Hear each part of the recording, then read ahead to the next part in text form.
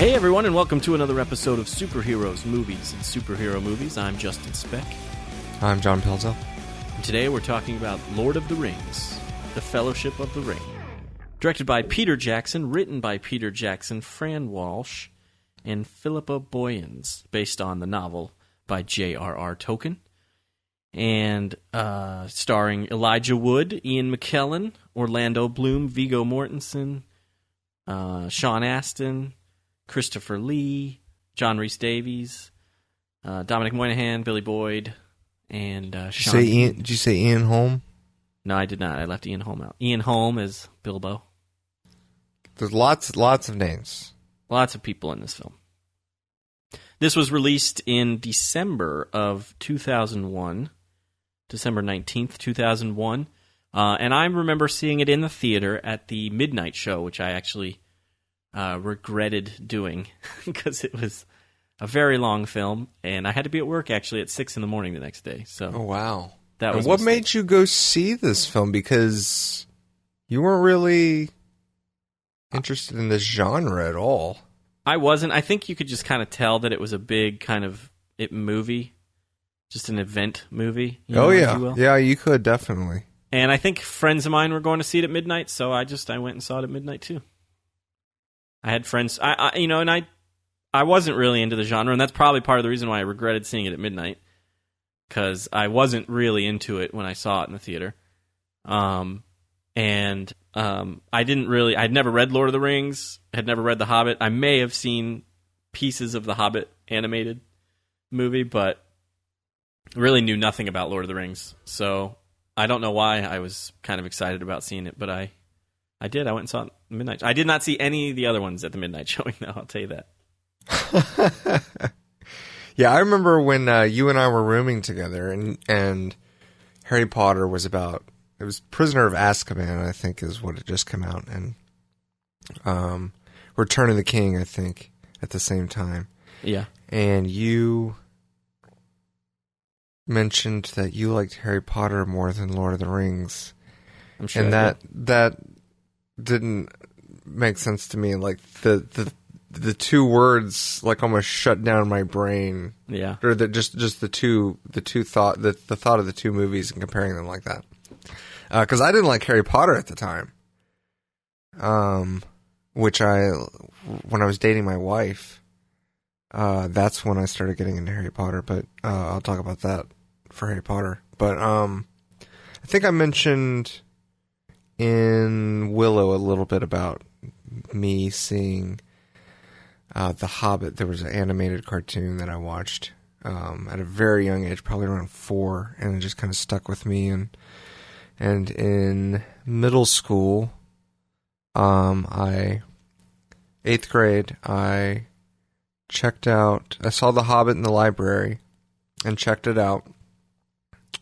But never read it. Like, I maybe read the first chapter or something. And then the following year, in 9th grade, I actually bought the book. I had this one period where I didn't have a class, and I was supposed to go to the library and help out and, like, make sure the books were all ordered and everything, which was really cool because sometimes there wasn't anything to do, and I got to sit there and read The Hobbit. And I ended up finishing the book that year. That was the first book I ever read without it being related to school. And I loved it. And never read The Lord of the Rings, but, a few years later, you find out that they're going to be making movies, but it's not The Hobbit. And I'm like, well, I wish you had done The Hobbit first. But I was excited to see The Lord of the Rings. And I actually went and bought all 3 books to read them before the movies came out. And I got through about the first 2 or 3 chapters of Fellowship before the movie came out, and I was like, well, I'm going to go see the movie. and I saw it pretty sure I saw it on opening night as well. I can't remember for sure, but I don't know why I wouldn't have, because... You might have seen it at the same showing I saw it at. It's possible. I don't remember. I did not see it again. I didn't, I knew some people went and saw it in the theater a couple of times. I had some friends later, after the movies had all come out and everything, who were huge Lord of the Rings fans, and they had seen the extended versions multiple times, and even had, I think you even told me about some of your family or friends who have extended version marathons and stuff. And, oh yeah, yeah. I bought the extended versions on DVD just because I thought they looked awesome. The cases and everything, it looked like it was like a 4-disc or 5-disc set. And I've got them. They're awesome. Came in a cool box set, so I bought them, but I'm not even sure I really watched them. Well, you can watch. Later. I think the theatrical version is also in there. But the extended versions I enjoy watching. Actually, it's just they're. You want to do them one at a time. My wife came over and they had this tradition. My wife's dad and of another family that was friends with them, and they would, for Christmas time, watch the extended versions back to back. And I came over around, they were about halfway through The Two Towers, and I sat down, and by the time we were like about a fourth of the way through Return of the King, I was about done.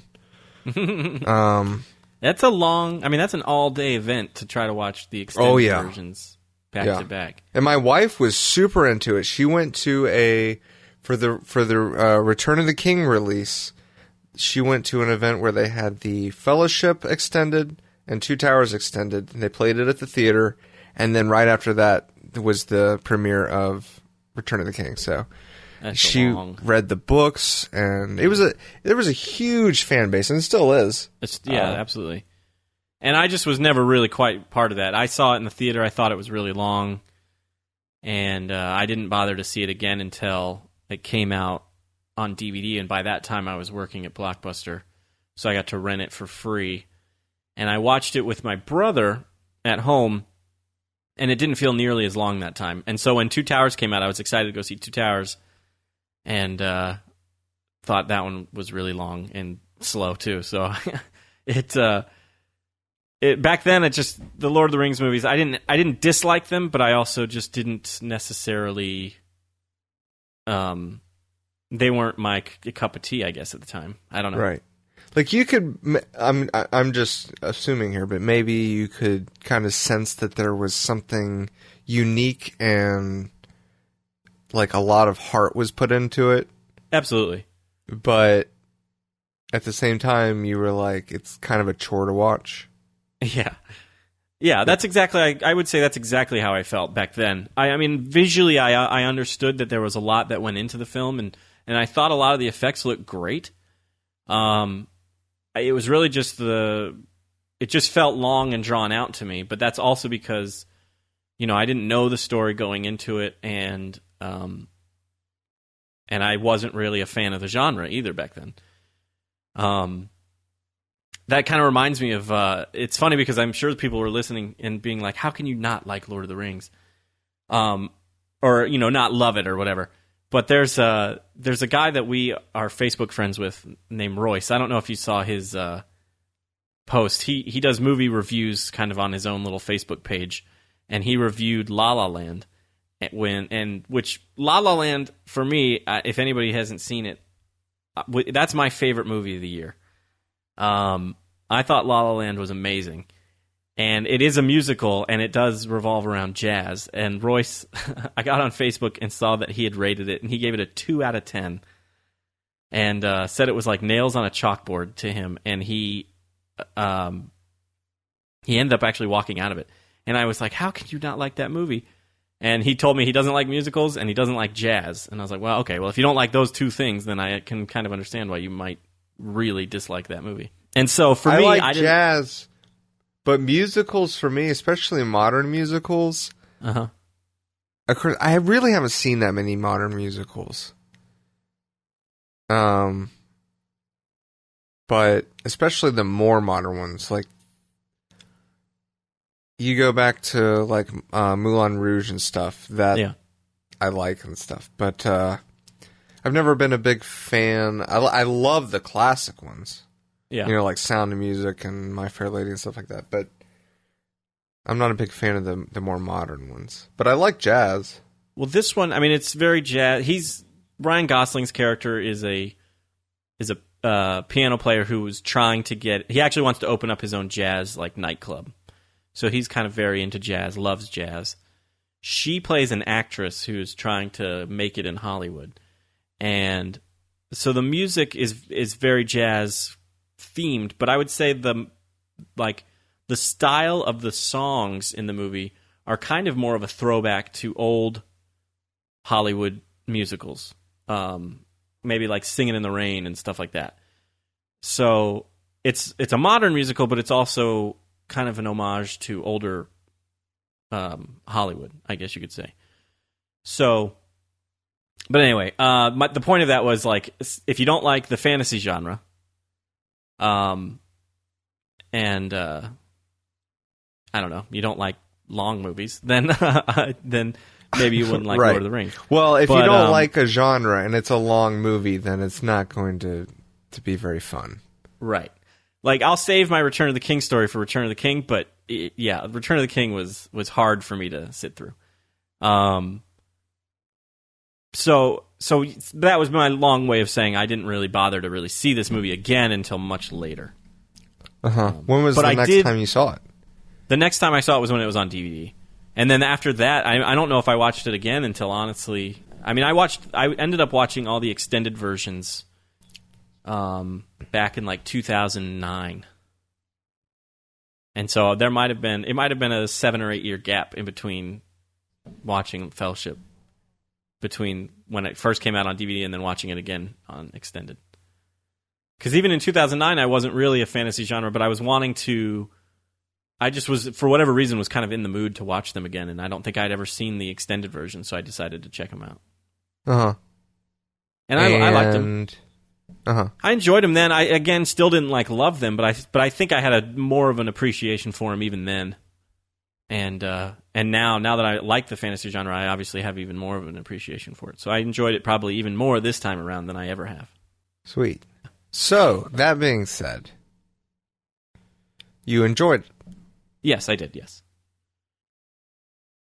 We'll see about the other two, because we'll save that for those other episodes, but my wife likes the Two Towers the most, but from what I remember, I like Two Towers the least. I think that's kind of how I am too. But, because I've only seen the Two Towers maybe 4 or 5 times. Mm-hmm. And I've seen Fellowship several times. Yeah.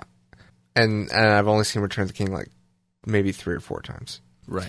But going back, and every time I watch Two Towers, I'm really impressed with it. And I'm like, because for some reason I've got it in my mind that one is kind of one that you have to kind of sit through a little bit. But every time I watch it, I'm like, this is really good.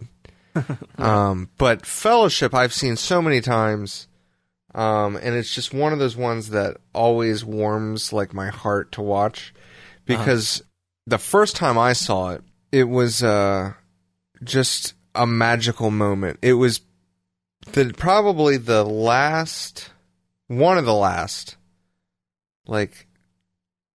Jurassic Park style moments where you're watching something on the screen and you're just like, this is just, you've never seen anything like this before. Yeah. Mm-hmm. And to have that connection with the universe, having read The Hobbit, really made it even more so. Just amazing.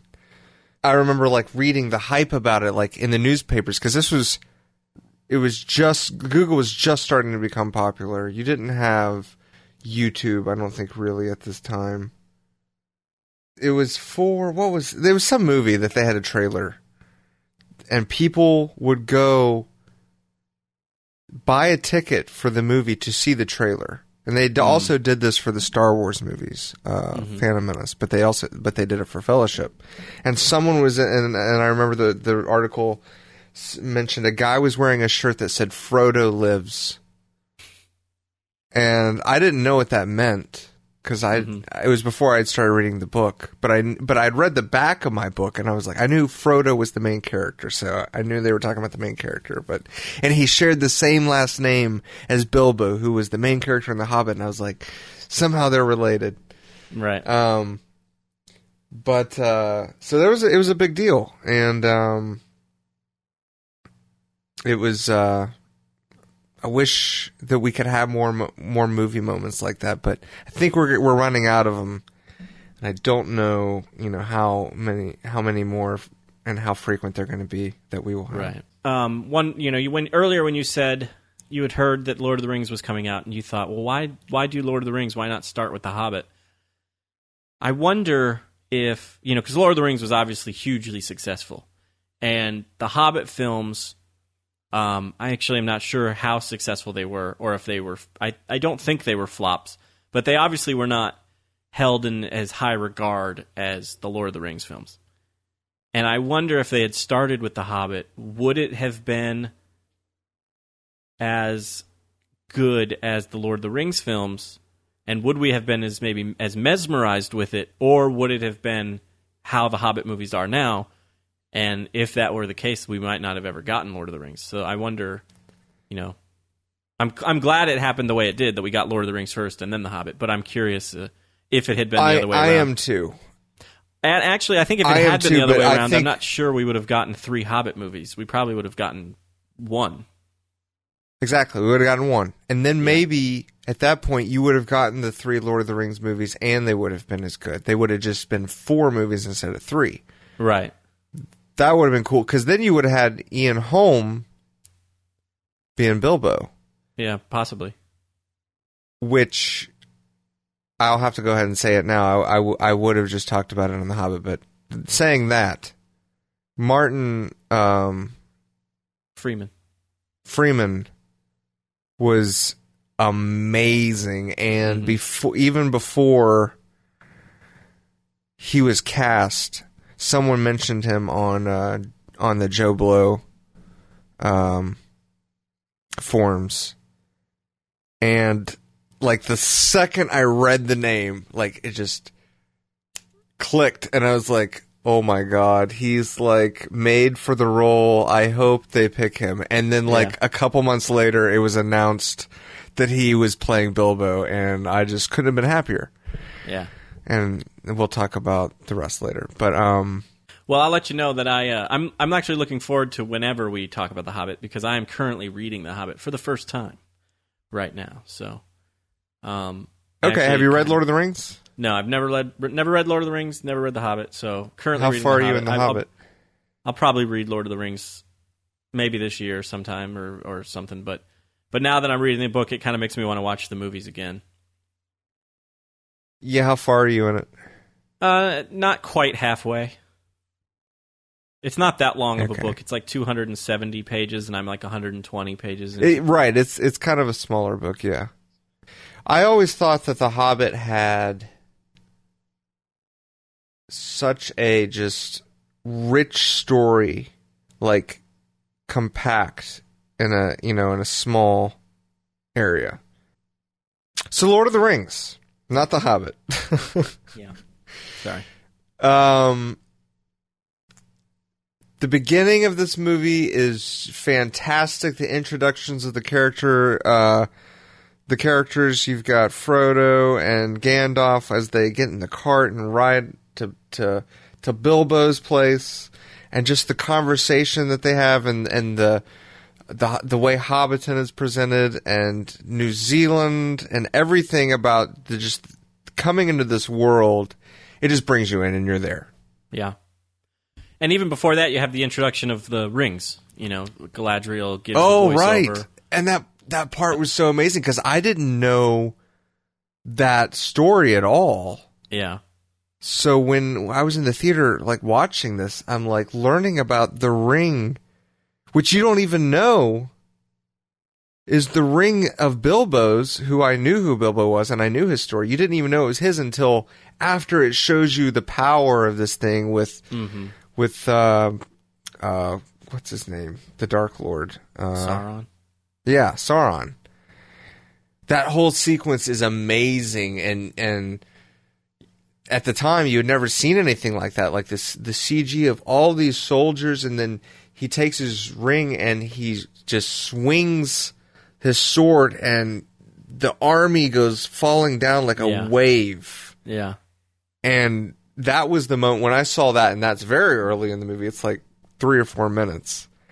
And when I saw that, I was like, this is fantasy, and they're not holding back. Yeah. Very exciting.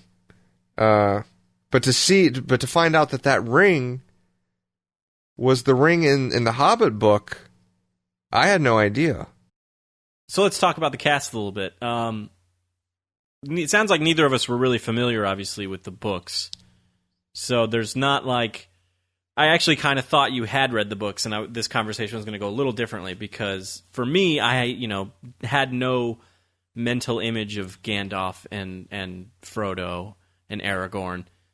So for me, now, especially when I do end up reading the books, I probably won't be able to not... Well, I can, now when I'm reading The Hobbit, I think of Ian McKellen when I read Gandalf. I kind of read it in his voice and everything. So I was going to ask you how they kind of compared with your, how you saw the character. Well, because I'd read The Hobbit, and because of the animation that I watched as a kid, I did have kind of, my idea of Gandalf. Mm-hmm. And Ian McKellen, if I can't remember correctly, or for sure, but I think the first time I saw him, I was very happy. And I know now he's perfect. I mean, he's Gandalf. Yeah, absolutely. And Magneto. Yeah. Elijah Wood. Yeah. He was awesome. Ian Holm was amazing.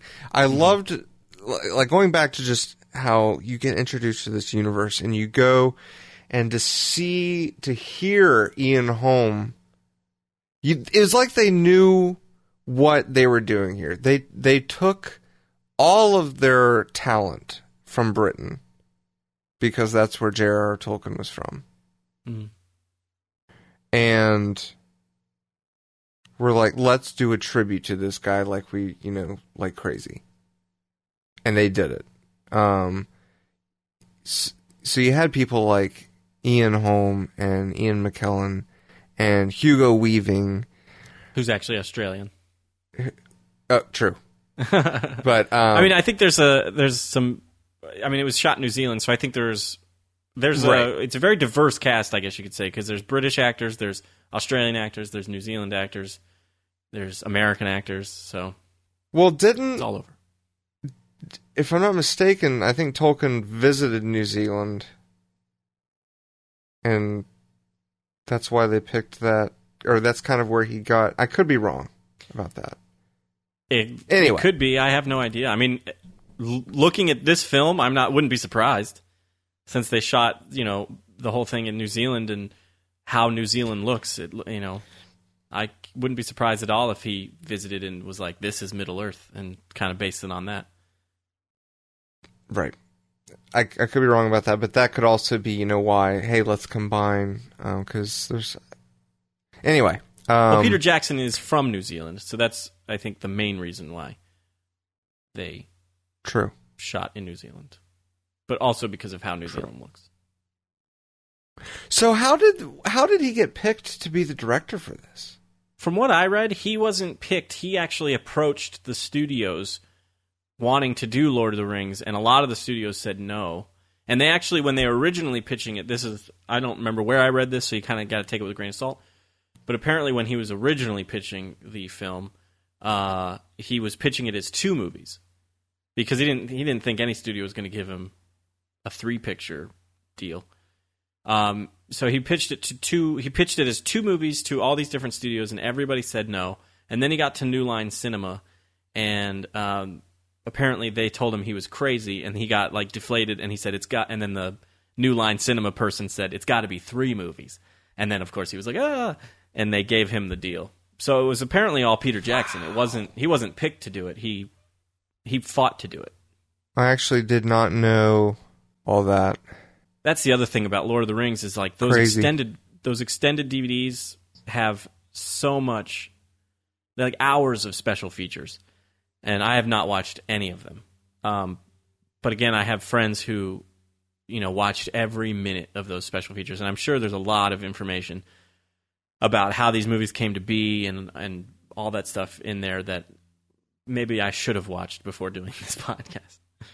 Well, we can watch it before the others. Going back on Elijah Wood, I do think he's really good as Frodo. My only gripe with Elijah Wood is I feel like he doesn't have the strongest British accent, in my opinion. So I feel like they could have done a little work with that, but it's not a deal breaker, and I think he's a good Frodo Baggins. I don't know who you would replace him with if you were to replace him. So that's my thought. It's just they could have maybe tried a little harder with those accents, but that's like I didn't mind it because when I hear him talk, I just hear Frodo. Mm-hmm. Christopher Lee as Saruman was amazing. Yeah, and apparently he was a huge Tolkien fan, and had actually met J.R.R. Tolkien. He was like one of the only cast members who ever got to meet J.R.R. Tolkien, and apparently he's, I guess, very knowledgeable about Lord of the Rings and stuff. So he was, again, this is something I read, that he was a kind of a consultant on the film about, I guess, design and character type of things, because he knew so much about Lord of the Rings. Yeah. That's awesome. Yeah. He unfortunately is now the late Christopher Lee. He passed away not too long ago. A couple years ago, right? I think wasn't it maybe 15? Yeah, it was last year, yeah. Yeah, it was 15. Yeah. He was also apparently in a metal band. That's interesting. And hard. Yeah, you didn't know that? No, I did not. Yeah. For years. And he was like still in it. Like he was like still in it like in like the recent years. What were you saying? Oh, wow. Yeah. I was just saying he was perfectly cast as he was Saruman. ridiculously. Yeah, he was amazing. I hadn't read that far in the book and didn't know that he was going to turn. Spoiler alert. And that was shocking to me in the theater. Just that wizard battle, and I remember thinking, if I didn't think it that first viewing, I've thought it since, was thinking the battle in Willow was kind of cool but kind of goofy. Mm-hmm. And that this is what Willow wished it had been. looked like. Yeah. Yeah. Especially that part where he goes twirling up to the ceiling, and I'm like, he's going to be smashed in two. Yeah. Like his back is literally going to be folded on top of itself, the way that ceiling looks. He survives somehow, but yeah, that just everything about this movie, the story, the execution, the landscapes, was just top of the line and still holds up today. Mm-hmm. Yeah, the effects actually do surprisingly hold up pretty well. Being 15 years later. More about the cast. What did you think? Sean Bean, of course, Boromir. dying another role where he perishes before. Yeah, the movie. Movie. That's just what Sean Bean does. Yeah, it's one of the things he does. Sean Bean's always good. I can't really think of a Sean Bean role that I don't enjoy. The movie might not necessarily I haven't be seen good, him Sean in Bean too many things. That's true. I haven't seen him in too many things. Like I've seen him, in this. Spoiler Game of alert. Thrones, obviously. Game of Thrones. GoldenEye. Of course, GoldenEye. Equilibrium. Yeah. That might be it. He's done a lot, and I've seen him in quite a few things. He was in The Martian last year, that Matt Damon movie. I still haven't seen that. But I remember him in Patriot Games. He was like one of the bad guys, I think, in Patriot Games and some other stuff. So, yeah, great actor, talented actor. I always like when he's in the film. Yeah, and apparently he's also stands up for the ladies because some woman was getting heckled and he got in a bar fight because of it. I remember that. I kind of remember hearing about that. Yeah. Yeah. And he got punched. I don't remember if he got like a black eye or something, but like the guy, he won the fight and then he sat down and asked for another drink. Another drink. That's pretty good. Yeah. What do you think about Viggo Mortensen as Aragorn? He's pretty great. Yeah. I don't know if I think I can say that, you know, I'm curious what some other people would have been able to transform the character to be. Mm-hmm. But I liked the Aragorn that he played and that we got. Yeah. That we got. I think, if I'm not mistaken, I believe there was another actor cast as Aragorn, but then either scheduling conflicts or something happened and that actor had to drop out, and then Viggo was cast. And I honestly, personally can't see anybody but Viggo playing that role, so it would be very... Yeah, with the, you know, the cast, he's, of course, now a part of the Lord of the Rings, like he's stapled into this group. Yeah. And I thought he did, you know, he does a really good job. There's a couple actors in this film that had been around before Lord of the Rings, but I wasn't maybe aware of them. And Viggo is one of them. I don't know if I recall having ever seen, or at least noticing who Viggo Mortensen was before Lord of the Rings.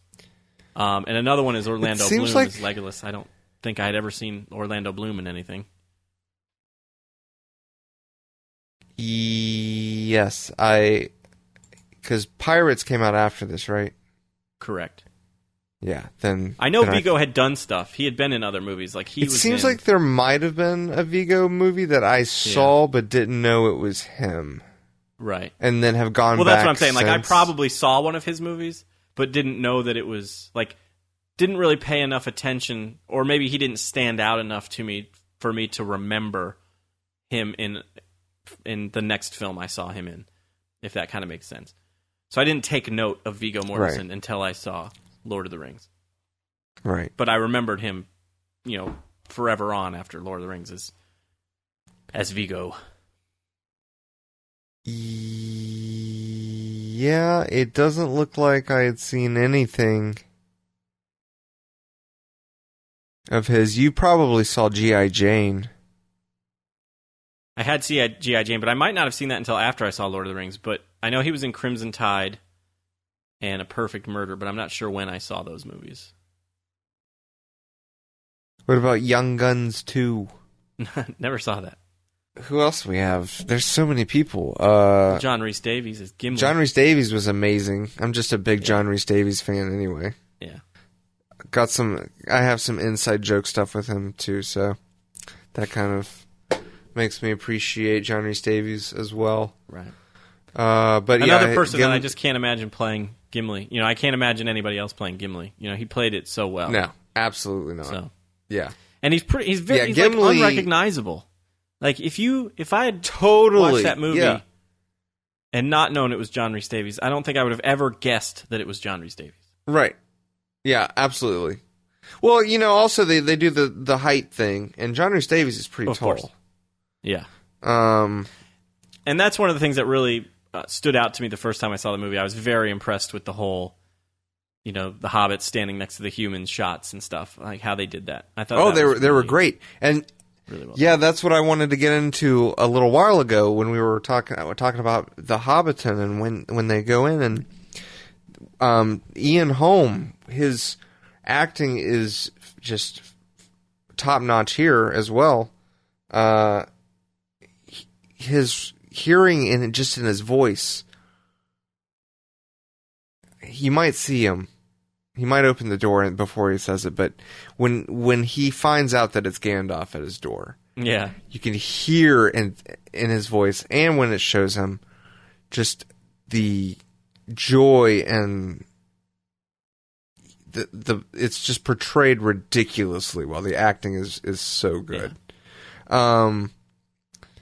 But as Gandalf is going through his house for the first time, it does a really good job of taking the perspective to the audience, because we're big, and what it would be like to be Gandalf going through and actually bumping your head in this little hobbit's home.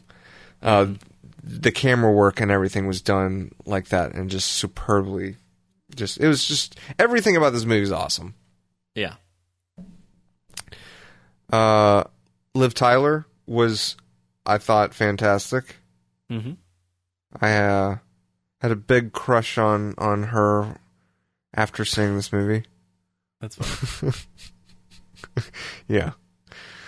I thought I had read about Arwen when the movies came out. I thought that I had read that her character was created for this movie, but I found out watching it this time around, because I was reading trivia and whatnot, that's not the case. I guess Arwen is in the books.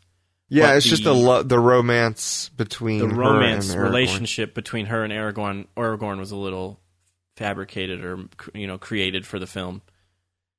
Right. So that was for some reason I had it in my brain that Arwen did not exist in the books, and then I was reading up about this film and realized that she was in the book. So yeah, I don't know where I got that from, but well, I don't remember. Like we brought up Orlando Bloom, but we kind of went back off of him. He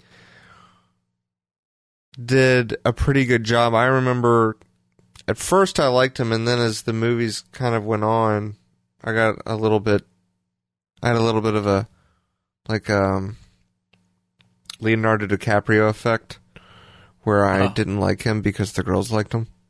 I gotcha. Yeah, he was my favorite character in this, maybe in all three of the films, but I just remember liking Legolas. I thought Legolas was cool back then. I liked how just because I guess he was an elf, he was different. Like, I remember one of the things that stood out to me about his character was how when they were like trekking through the snow, and it's hard for everyone, he was walking across the top of the snow. Like, he didn't make footprints basically in the snow. He might have made footprints, but he didn't sink into the snow like everybody else did. So for like the hobbits, the snow was really high on them, and even for the humans, it came up to like knee level or maybe even like thigh level. But if you watch that scene, he's walking on top of the snow. I never noticed that.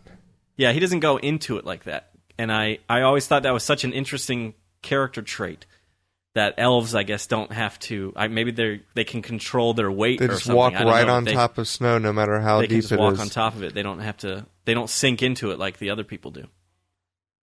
That's awesome. Yeah, I never noticed that. And that's one of the things that I think really is so cool about The Lord of the Rings is this really is kind of... Tolkien didn't create the exact idea of what we get here, like the fantasy genre. There were things that he was inspired by. Right.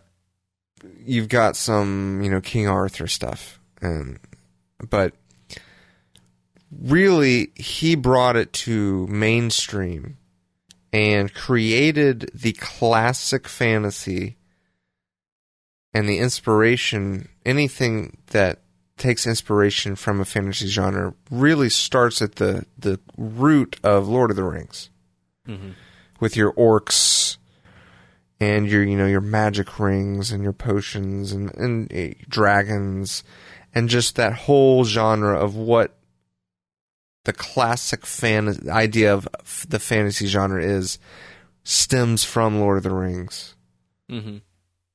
I don't think that it would even exist had Lord of the Rings never been written. Right. Yeah, I can definitely see that, and I know a lot of times when you are talking about fantasy, you can't help but bring up J.R.R. Tolkien. So, I definitely would agree with you on that. I read a book recently called The Crystal Shard that takes place in the Forgotten Realms, I guess, Dungeons and Dragons kind of world, and the main characters in that, the main character is a dark elf, and then there's his good friend is a dwarf, and then there's a barbarian, and then there's a halfling who I kind of think of as kind of like a hobbit. And so you can't help but think about Gimli or even just those three, Gimli, Aragorn, and Legolas, when reading it. Even though they're not similar, but I mean, the dwarf could be similar to Gimli, I guess. But you just have to wonder. The inspiration obviously is kind of there. You can see it, Right. But what's crazy is how far it goes. Like, it goes so far that the only reason Tolkien gets credit is because it hasn't been around that long, and people know that it was him that really wrote the first of that stuff. Right. But it's such a big genre now that it's like, if it was a genre that were like 500 years old, people would probably be like, we don't really know who started this. Right. Because of how much you see in anything fantasy, you've got your dwarves and your elves and so many, your orcs, and there's kind of a universal idea about traits about these certain races of characters, and that is accepted for the most part all across the board. And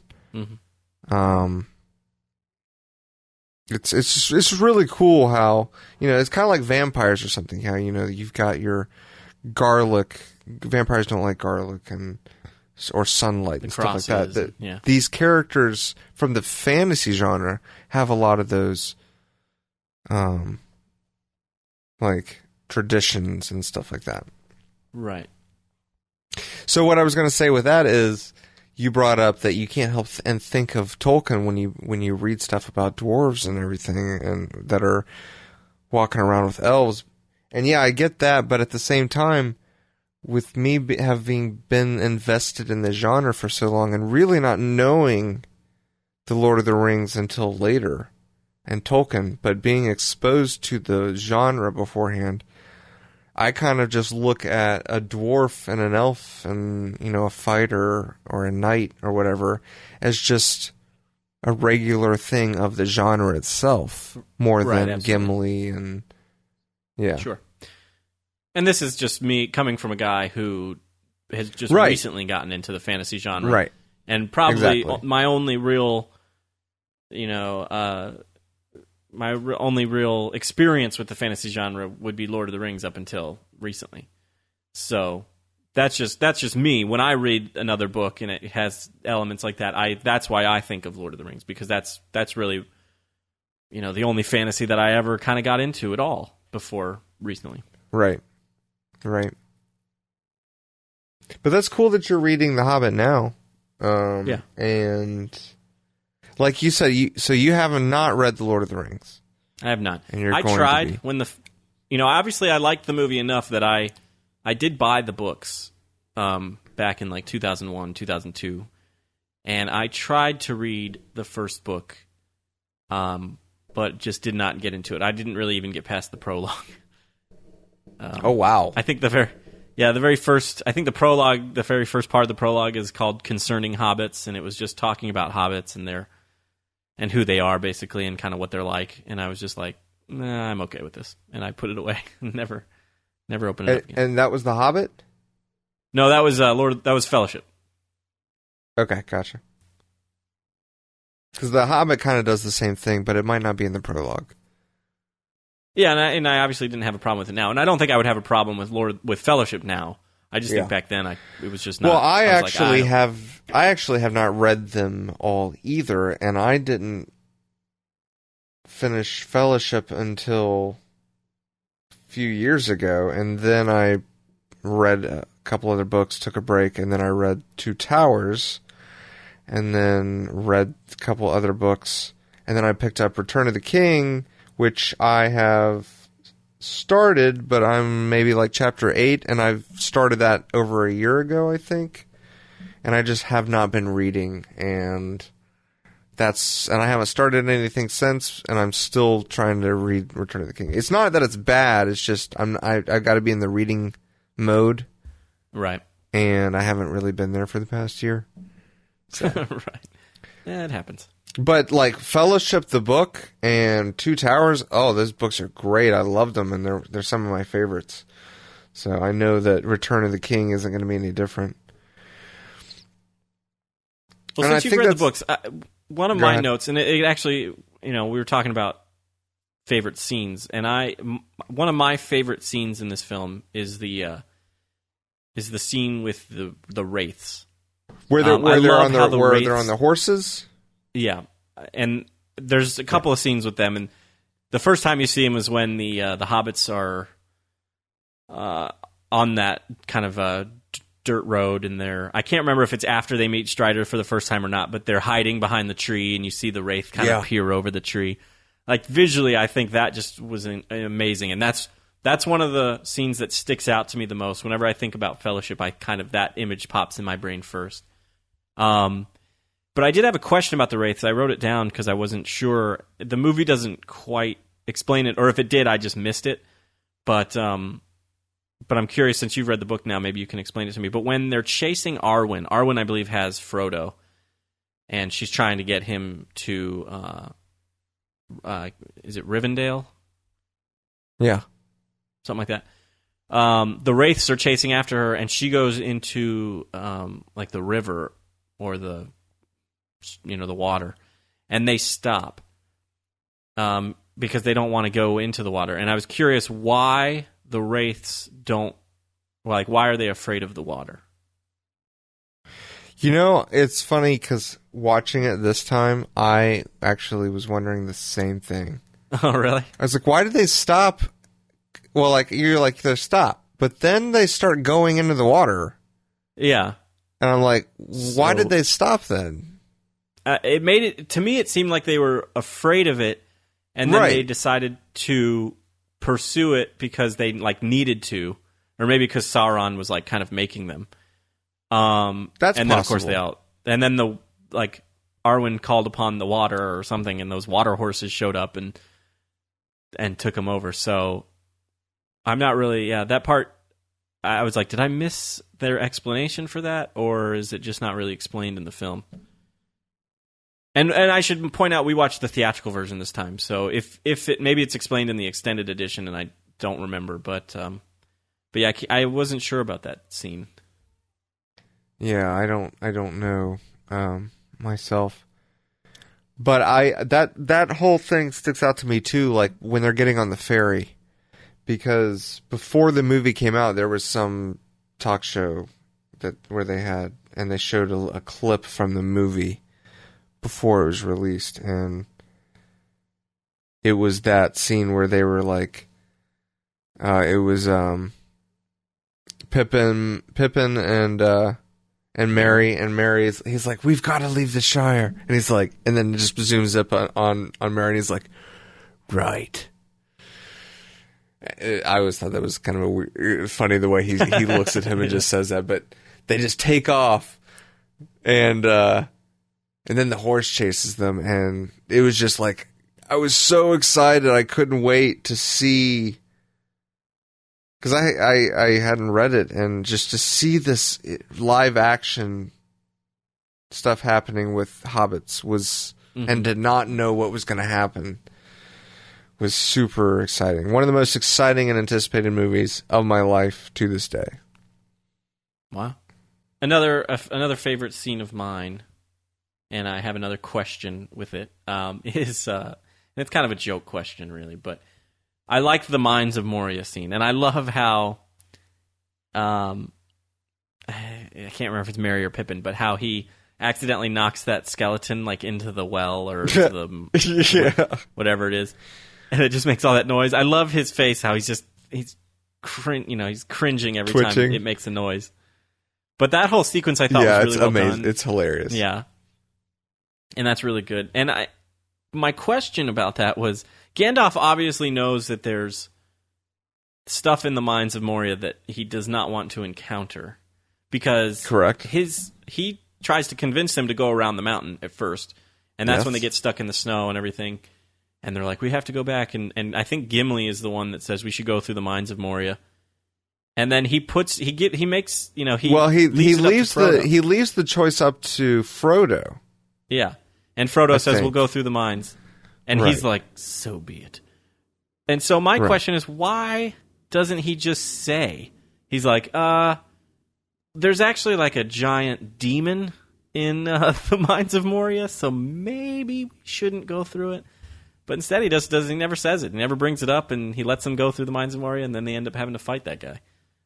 So, Well, I think I totally get you, and you definitely got those questions, and they very well could be, you know, why did he not? But at the same time, I'm wondering, maybe, you know, he knew that it was bad going around with the snow. It's kind of a flip of the coin.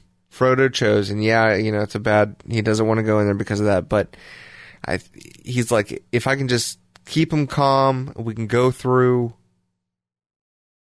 quietly. You know, we're not going to disturb it.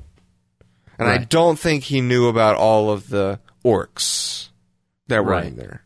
Right. So maybe he thought there was a chance, but obviously he seems not upset, I guess that's not the right word, but he seems wary, I guess, of going through the mines. And when Distraught. he puts it up to Frodo and Frodo says, you know, we're going to go through the mines, it's kind of like, he says like, so be it or something, but his face basically says like, it's your funeral, you know, like Right.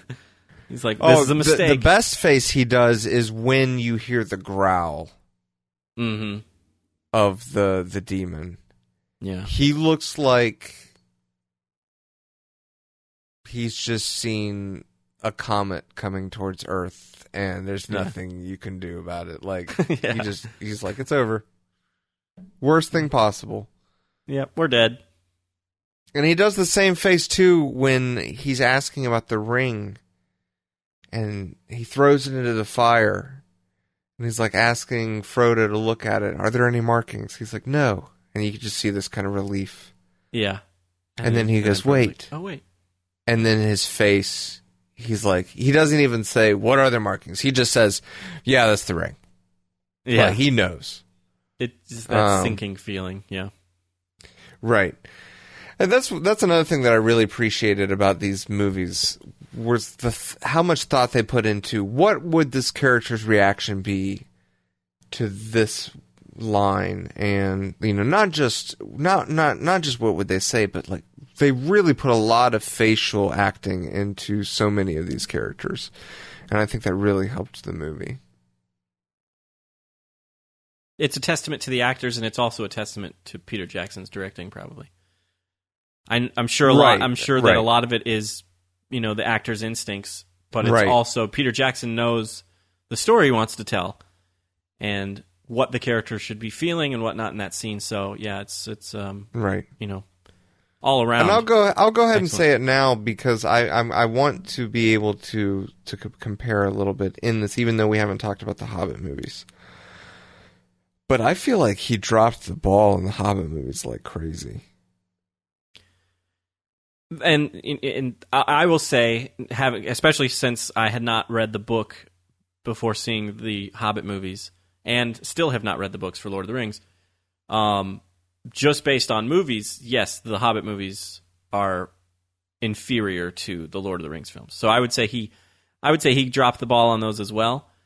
And I think he dropped the ball even before they came out, because when he decided to make The Hobbit into 3 films, I think that's when... Right. It was supposed to be 2. That was a mistake. If it was... I know it was originally supposed to be 2, so I think if they had stuck with that, it would have been better. Right. There were so many scenes in those movies that felt like extended. Yeah. Like bad extended. Right. But I don't want to go into too much detail, but... No. The quality difference, the way how seriously these were taken. Yeah. And just the love and care and heart that went into them just was not there for the Hobbit movies. It's like I could see two.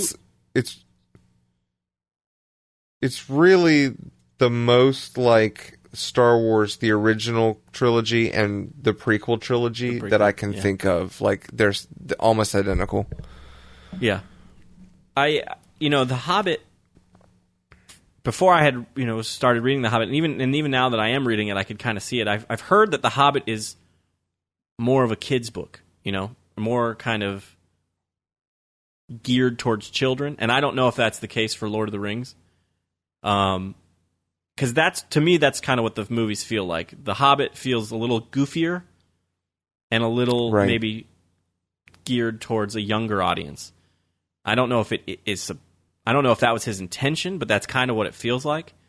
The other thing that I'm wondering is, I read a quote from Steven Spielberg a little while ago about how he talked about how when he starts a movie and he's confident about it, that's usually when the movie doesn't do well. And so rather than when he starts a movie and he's like scared or nervous, and he says, the movie that he was thinking of in particular when he made that quote was The Lost World, his follow-up to Jurassic Park. He was thinking like, oh, I know how to do this now.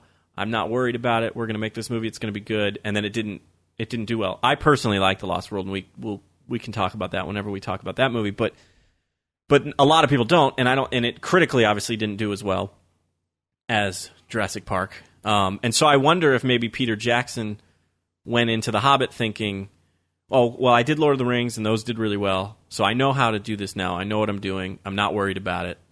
And it shows on the film. Yeah. I don't know. Overconfidence. That makes sense. That definitely makes sense. Because if you're feeling like you have to work to make your movie good, you're going to put in that work and do it. Right. If you're confident that you've got it, you're going to miss some stuff. Right. And you can make bad decisions. And anyway, that did not happen with the Lord of the Rings, the Fellowship of the Ring. He did everything right with this. Yeah. Except the ending.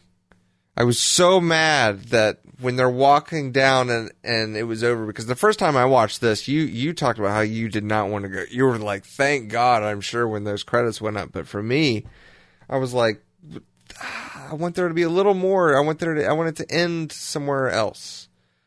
Yeah. But knowing that you had the other movies coming helped.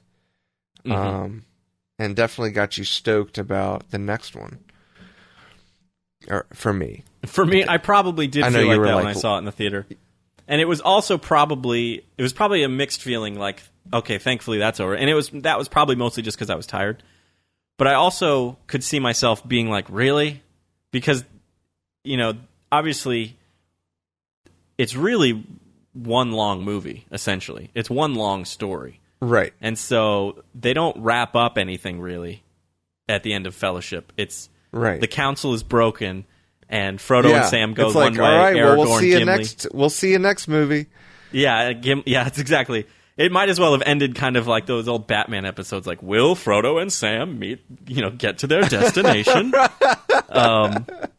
And so, to me, it just felt, I was like, I sat in the theater for 3 hours and it didn't have an ending, really. And so, I think maybe I was just expecting it to be kind of one standalone film, and then Two Towers is going to be kind of another connected but standalone film. I didn't realize that it was going to be one long story, and so I could see, I was probably a little disappointed with that. But obviously now I don't have an issue with that. That's not I like the movies, and Fellowship. I need to rewatch both of them. But as of right now, Fellowship has and continues to be my favorite of the trilogy. Yeah, I think I agree with that too. And it would go up against Return of the King. And I think the reason I picked Fellowship is because it just had that magical. It kind of like Jurassic Park. The first time you had seen it, yeah. It had that magic, and just how many times I've seen Fellowship compared to the others. And you've got that Hobbiton. I love the Hobbiton stuff, just the peacefulness of that moment in time in the story, and it's really the only time in the movies, in the trilogy, that you get to really visit Hobbiton. Mm-hmm. And yeah, so. And it's also it's the movie that introduced us. Well, in people who haven't read the book, it introduced us to the world and everything. And I remember having a conversation with my dad back when the Star Wars movies were re-released in theaters. So this was like the late '90s, and Empire. Actually, back then I think Return of the Jedi was my favorite. But I remember asking my dad which one was his favorite, and he was like, "Oh, the first one." He was like, "Of course." And I remember being kind of surprised by it, and he was like, "It was the movie that introduced me to Star Wars." He's like, "It's always going to be my favorite because that is the Star Wars movie." And so I was like, "All right, I get it." All right. And so I kind of feel like there's a little bit of that with me for this film. It's the movie that introduced me to the Fellowship or to the Lord of the Rings universe, and this one just for me has a lot more of just those feel-good moments of when you're watching it. You feel the appreciation for the world that you're viewing and getting to experience. And then more with Two Towers and Return of the King, you've got the dread, and then of course you've got the action. This is more of a just enjoy the genre kind of movie. Right. Well, I know there's another one of the things I wanted to talk about is the score, which was done by Howard Shore, and I think the music for this movie and for all three movies is just amazing. And it's ridiculously good. Fellowship went on to be nominated for Best Picture at the Oscars, and it won 4 Oscars, one of which was Best Original Score. And I think it deserves it hands down, because I think the score for these films is just phenomenal. Oh yeah, it's John Williams quality. Yeah. It's not John Williams style, but just as far as music that you're like, you can hum, and it's Howard got Shore has done. Howard Shore has done a lot of films, but I wouldn't be surprised if he's remembered for Lord of the Rings. Mm-hmm. Right. When he's gone. Yeah, Lord of the Rings is one of those movies that is held up, is one of those trilogies that's going to be held up for a long, long, long, long, long time as one of the greatest creations in cinema ever. And because of that, why would you not say, I mean, like you said, he's done a lot of stuff, but he did Lord of the Rings. Right. He's just like when Peter Jackson is gone, he'll be remembered mostly for Lord of the Rings as well. Right. Well, yeah, but I mean, he hasn't done anything to that degree since. Howard Shore, he hasn't. He's done. I've liked his movies. I liked King Kong, and even The Hobbit, which like I said, is inferior to this film. I still enjoy those movies enough, but yeah, nothing. He hasn't done anything to the caliber of right. Or as good. Well, I can't think of the music in my head at the moment, but I'm sure if I watched the movie, I'd recognize it. But he's got Silence of the Lambs. Right. No, Howard Shore has done a lot of cool stuff. He did Ed Wood, which I really liked. He did The Aviator. He did most recently. He did Spotlight, which actually I thought was a good score. Or not most recently, but recently. He did the Hobbit films too, obviously. So, and The Departed. Even Mrs. Doubtfire, which I remember being like some good music. So, he's done. I mean, he's up there with, like, you think of kind of famous composers. You think of John Williams, Alan Silvestri, and then I personally think of Howard Shore, James Newton Howard, James Horner. So he's up there with some of the best composers that you could ask for. I'm trying to think. I really do think that. You missed someone. I'm trying to think. Who did Batman? Oh, besides Danny Elfman. My goodness. Danny Elfman. He's up there too, honestly. Yeah, I think it actually goes John Williams, and he's got a big gap Like, well, I wasn't going in any particular order. I was just. I'm doing some ordering here myself. Right. You got Right. John Williams, and then there's this big like free fall of nothing. Then I would probably put Danny Elfman, and then you've got a little bit of a gap, and then I think you've got your Howard Shore and who did Batman and Superman. Hans Zimmer. Yeah, you've got your Hans Zimmer. Yeah. So, but yeah, this is some great stuff. Yeah. Definitely up there at the top of the quality. Mm-hmm. Good job, Howard Shore. Yeah. We approve. Yes, you deserve that, Oscar. My last note, if you would like to hear it, is do you think Bill the Pony made his way home? Because right before they go into the mines of Moria, I can't remember if it's Aragorn or Gandalf, but somebody says like Bill the Pony cannot go with us, and so they send him off, and somebody whoever sends him off tries to tell Sam, tries to comfort him, and says Bill, he knows his way home. And so that was my last note. Do you think Bill the Pony made his way home? Well, that's awesome, because I kind of have a note a little bit like that. I was curious if the gatekeeper, after the Nazguls knock down the door and it lands on him, and they ride over top the door when they're going to the town to find Frodo. Oh, yeah. And they bust the door down and it lands on top of him and they ride over. I was curious if he made it and survived. He's just like, oh. We missed so much because we didn't talk about them traveling to Rivendell. I know. And or the council, creation of the Fellowship. Right. And them having a reunion with Bilbo and his connection to the ring, and like there's just so much we didn't talk about. We didn't really talk about Rivendell at all. I liked the transition where we were talking about how what's her name?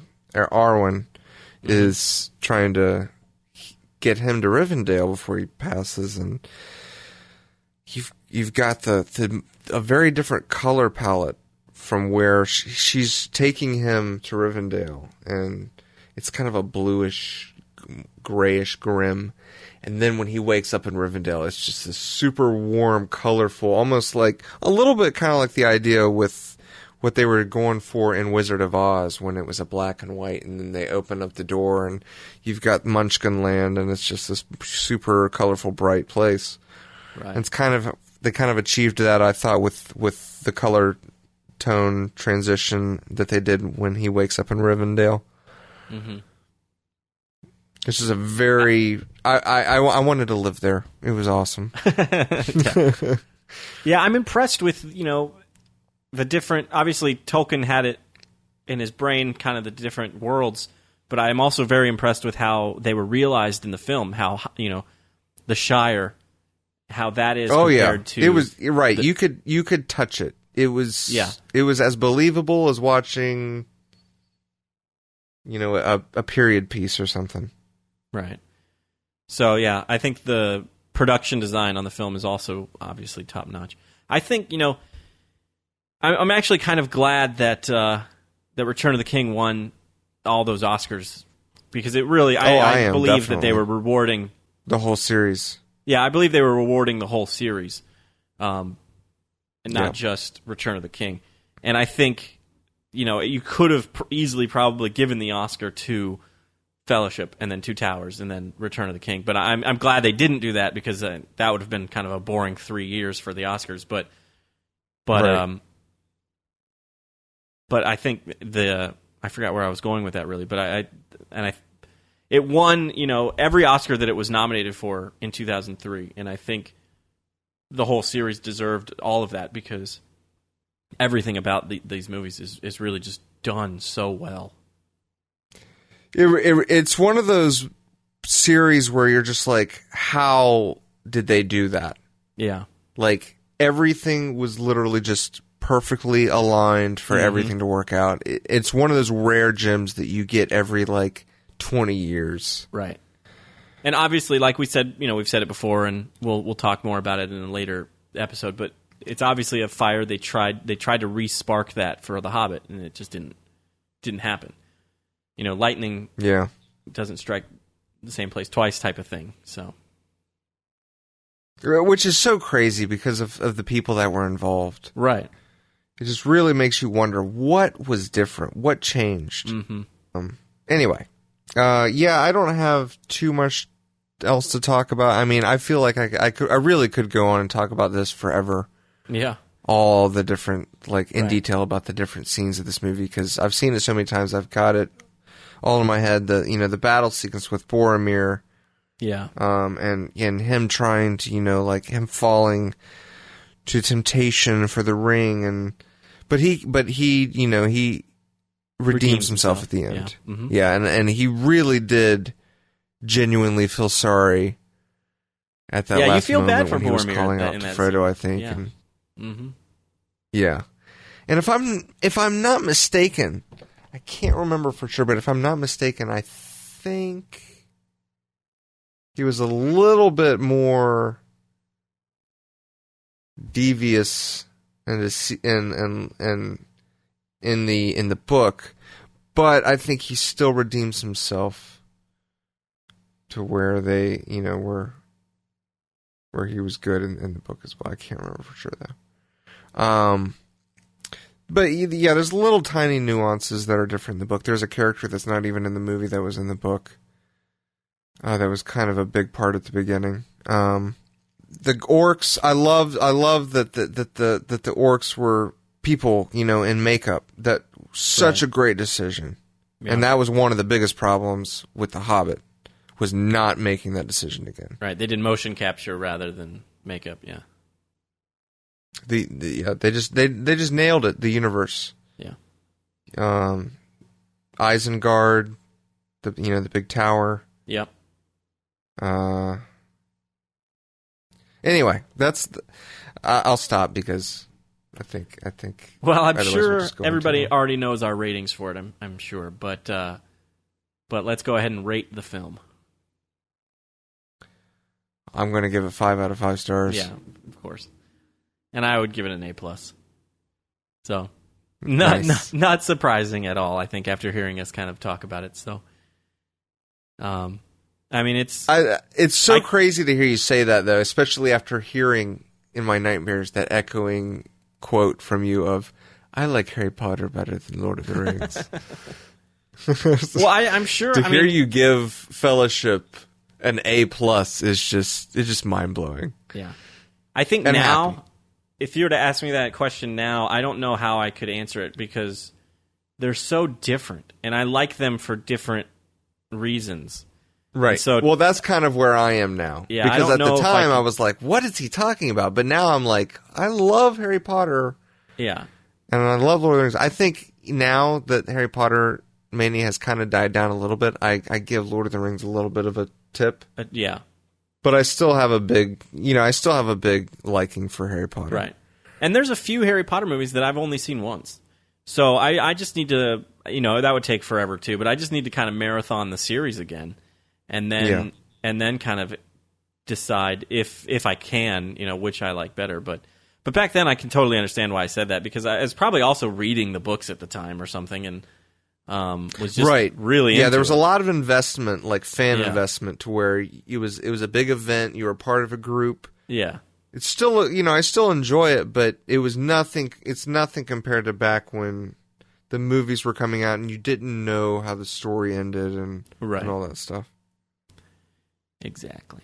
So yeah, no, I sitting here, I was like, should I give it an A or an A+? And I couldn't really honestly think of a reason to subtract, points off of it to knock it down to an A. So, I mean, I can't either. It really is like virtually perfect. Yeah. I use virtually because, there are little tiny things, but it's perfect. Yeah. Yeah. Right. So, well, we'd love to know what you think about The Lord of the Rings, The Fellowship of the Ring. You can always leave us a comment on Facebook, facebook.com/SM and SM podcast. You can comment on our website, www.cinemaheroes.com, or you can tweet at us on Twitter @CinemaHeroes. I think that about wraps it up for this episode. I'm Justin Speck. I'm John Pelzo. Thanks for listening.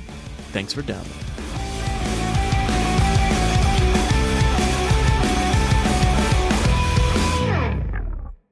He's done a lot, and I've seen him in quite a few things. He was in The Martian last year, that Matt Damon movie. I still haven't seen He that. does not die in that film. Spoiler alert. But Why he's would done you other tell things. me He's that? That he does not die in The Martian? I was going to watch the whole movie, like, wondering if he was going to, like, die. And anyway, go ahead. There's his character. I'll cut all that out. But his character doesn't even get into a position where he could die, unless he just like somebody came up to him and like shot him in the head or something. Like there's just, it wouldn't have made sense. They do it just to keep tradition with Sean B. streak They're like, alive. we gotta just right before credits, we gotta have someone just Yeah. come and blast his brains out.